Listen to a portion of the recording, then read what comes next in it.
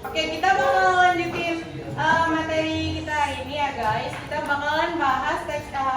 Kira-kira apa aja sih Giri kita bahasnya? Kita bakalan bahas pengertian, kaidah kebahasaan, dan strukturnya. Ya, dan ciri-cirinya juga. Oke. Disimak ya teman-teman. Ya siap Kak. Oke, kita langsung keren ya Giri.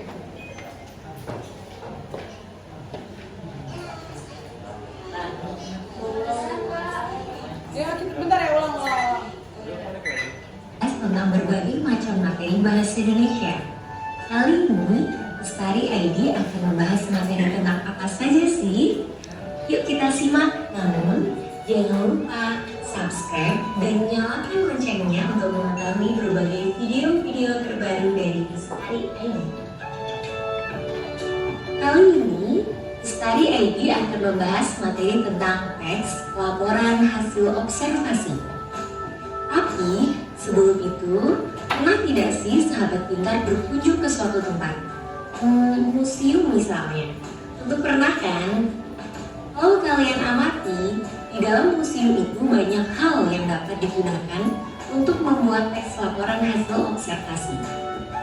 Baik, kita kembali lagi kepada materi yang akan kita bahas, yaitu teks laporan hasil observasi. Apa pengertian dari teks laporan hasil observasi? Teks laporan hasil observasi adalah teks yang berisi penjabaran umum mengenai sesuatu yang didasarkan pada hasil kegiatan observasi. Observasi, apa itu observasi? Observasi adalah kegiatan kunjungan atau kegiatan pengamatan. Dan ada beberapa ciri-ciri dari teks laporan hasil observasi. Yang pertama, teks laporan hasil observasi bersifat objektif.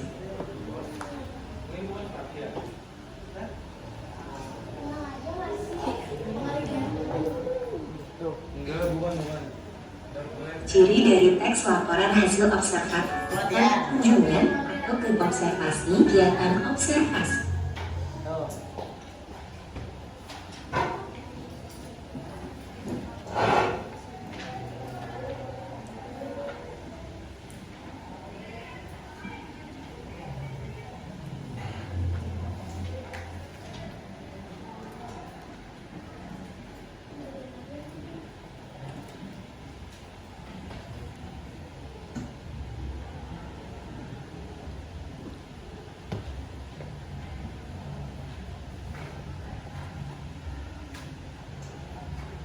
Nah guys, di sini tuh pengertian dari teks laporan hasil observasi adalah teks yang berisi tentang penjabaran umum mengenai sesuatu yang didasarkan pada hasil kegiatan observasi.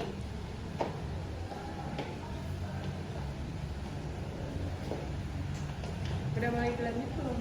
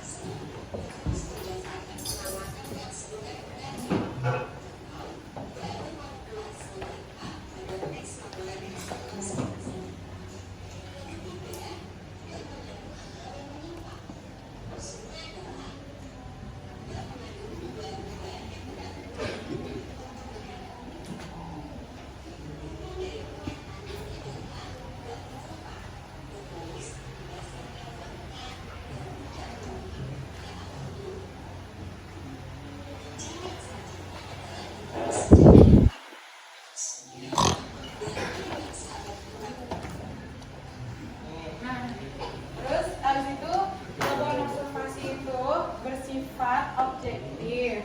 Terus apalagi tadi ditulis berdasarkan fakta. Jadi kita nggak boleh itu harus menggunakan fakta yang jelas itu benar adanya ya guys. Terus habis itu dilanjut nomor 3 ada tidak menyimpang. Itu ditulis berdasarkan fakta dan tidak memihak dari misal ada 2 pihak terus kita memihak dari salah satu pihaknya itu nggak boleh. Jadi kita nggak boleh memihak. Terus habis itu yang keempat ditulis secara lengkap. Jadi kita nggak boleh melebih-lebihkan atau mengurangi fakta yang ada.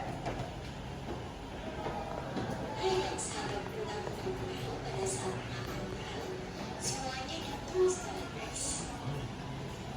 Selanjutnya, setelah kita mempelajari tentang ciri-ciri teks laporan hasil observasi, amati risiko hasil observasi mengenai struktur adalah susunan dari teks laporan hasil observasi.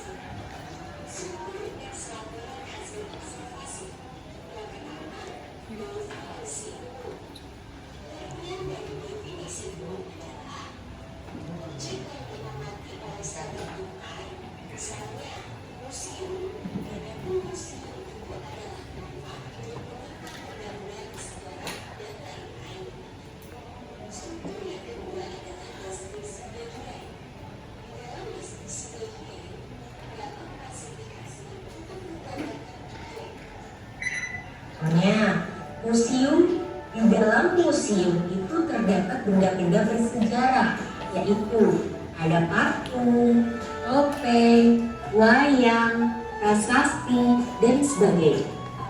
Struktur yang ketiga adalah deskripsi manfaat. Di dalam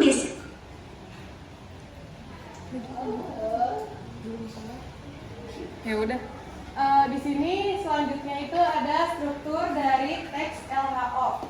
Yang pertama itu ada struktur itu adalah suatu susunan yang menyusun teks LHO tersebut ya. Yang pertama itu ada struktur definisi umum, yang kedua deskripsi bagian, yang ketiga itu deskripsi manfaat. Kita lanjut ya guys.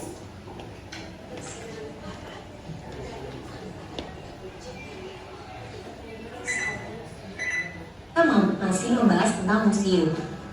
Memiliki manfaat untuk media pelestarian budaya. Baik, demikian pembahasan materi tentang teks laporan hasil observasi. Semoga bermanfaat bagi sahabat pintar ya. Kita kembali lagi pada materi berikutnya. Sampai jumpa.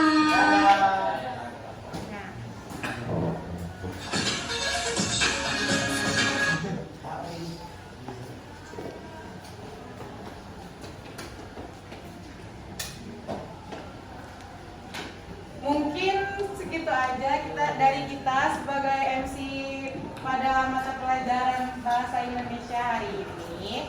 Kurang lebihnya mohon maaf. Assalamualaikum warahmatullahi wabarakatuh. Wabarakatuh.